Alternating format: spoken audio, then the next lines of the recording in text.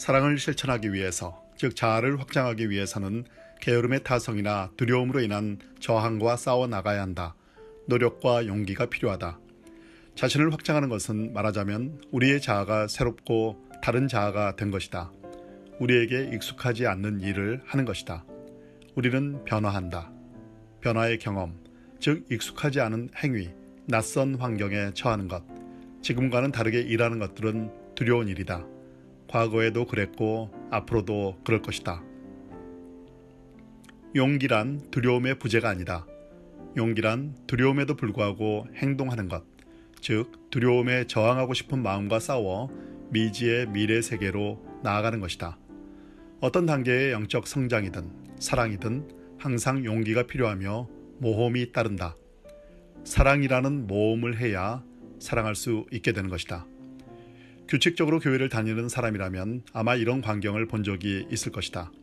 40대 후반의 한 여인이 예배 시작하기 5분 전에 눈에 띄지 않게 예배당 뒤 보조 벤치에 항상 같은 자리에 와서 앉는다. 그녀는 예배가 끝나자마자 조용히 그리고 재빨리 문을 향하고 다른 교인들이 나오기 전에, 그리고 목사님이 교인들과 악수를 나누러 나오기 전에 사라진다. 만일 당신이 그녀에게 가까이 다가가 말을 걸고 예배 후 커피 한잔 하자며 초대한다면 그녀는 공손히 감사를 표시하면서도 불안한 듯 당신의 눈을 피하며 급한 약속이 있다고 말하고는 서둘러 가버릴 것이다. 그러나 무슨 급한 약속인지 궁금해 따라가면 곧장 자기 집으로 돌아가는 것을 발견하게 될 것이다. 그녀는 항상 창문에 블라인드가 쳐있는 작은 아파트 문을 열고 들어가서 곧바로 문을 잠글 것이고 누구도 그 일요일에는 다시 그녀를 볼 수 없을 것이다. 계속 관찰해보면 그녀는 어떤 큰 사무실에서 낮은 지위의 타이피스트로 일하며 말없이 일을 받아 실수 하나 없이 타이핑에 끝낸 일거리를 말없이 돌려줄 것이다. 또한 점심은 자기 책상에서 먹고 친구는 전혀 없다. 퇴근길에 항상 들르는 인간미 없는 슈퍼마켓에서 몇 가지 필요한 것을 사고는 다음날 출근하기 전까지 자기 집 문 뒤로 사라져버린다. TV는 있지만 전화는 없다. 편지를 받는 일도 거의 없다. 당신이 우연히 이야기할 기회가 생겨 그녀에게 외로워 보인다고 말하면 이렇게 대답할 것이다. 자기는 고독을 즐기는 편이라고. 애완동물을 기르지 않느냐고 물으면 자기가 폭 좋아하던 개 한 마리가 있었는데 8년 전에 죽어서 이제 아무것도 그 개를 대신할 수 없게 되었다고 말할 것이다. 이 여인은 어떤 사람인가? 우리는 그녀의 마음속은 어떤지 알지 못한다. 우리가 알 수 있는 것이라고는 그녀의 삶은 오로지 위험을 피하고자 하는 것만이 목적이며 이를 위해 자아 확장은커녕 움츠러들기만 한 나머지 거의 살아있다고 할 수 없는 지경에까지 이르렀다는 것이다. 그녀는 살아있는 어떤 것에도 애착을 느끼지 않는다.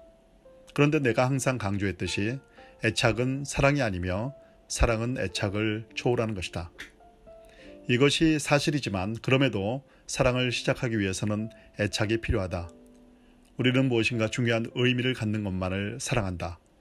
그러나 애착에는 항상 잃거나 거부당할 위험도 있다. 다른 누군가에 나아갈 때 거기에는 항상 그가 당신을 떠날 위험이 존재한다. 그러면 당신은 전보다 더 고통스럽도록 외로운 상태가 될 것이다. 사람이건 동물이건 식물이건 어떤 것이든 살아있는 것을 사랑해보라. 그것들은 언젠가는 죽는다. 누구든지 믿어보라. 상처 입을지 모른다 해도 누구에게든 의존해보라. 상대가 실망시킬지 모른다 해도 애착의 대가는 고통이다.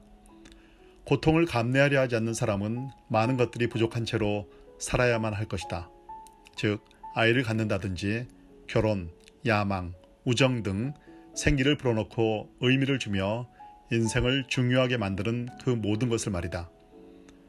어떤 차원으로든 앞으로 나아가거나 성장하면 기쁨과 함께 고통이라는 대가를 치를 것이다. 충만한 삶은 고통으로 충만할 것이다. 그러나 우리는 삶을 충만하게 살든지 아니면 완전히 포기하든지 둘 중 하나를 선택할 수 있을 뿐이다. 인생의 본질은 변화, 즉 성장과 쇠퇴의 모음이다. 부디 삶과 성장을 선택하라. 그것은 변화와 죽음의 가능성을 함께 선택하는 것이다. 앞서 말한 여인의 고독하고 편협한 삶은 여러 번에 걸친 죽음이라는 체험에 그 원인이 있는 것 같다. 그녀에게 죽음이란 너무나 고통스러운 것이어서 두 번 다시 그 아픔을 겪지 않으려고 충만한 생을 포기한 대가를 치르고 있다. 죽음의 경험을 피하기 위해 그녀는 성장과 변화를 피해야 했던 것이다. 그녀는 새로운 것, 기대하지 않던 것으로부터 자유로운 변함없는 삶, 즉 모험이나 도전이 없는 죽은 것 같은 삶을 선택했다. 정당한 고통을 피하려는 시도는 모든 심리적 질환의 원인이 된다. 대부분의 심리치료를 받는 환자들은 나이에 관계없이 죽음의 현실을 정면으로 맞닥뜨릴 때 문제가 생긴다. 죽음이란 언제나 곁에 있는 우리의 왼쪽 어깨에 짊어지고 가는 것임을 느끼고 산다면 죽음은 동지가 될 수 있다. 두렵기는 하지만 지혜로운 교훈의 원천이 되어줄 것이다. 죽음의 교훈을, 즉 살고 사랑할 시간이 제한되어 있다는 사실을 염두에 둔다면 시간을 최선으로 이용하고 최대한 충만한 삶을 살려고 노력할 것이다. 그러나 왼쪽 어깨에 짊어진 죽음이라는 두려운 존재와 당당히 직면할 마음이 없다면 죽음이 주는 지혜로운 교훈을 스스로 버린 결과 명쾌하게 살거나 명쾌하게 사랑할 수 없다.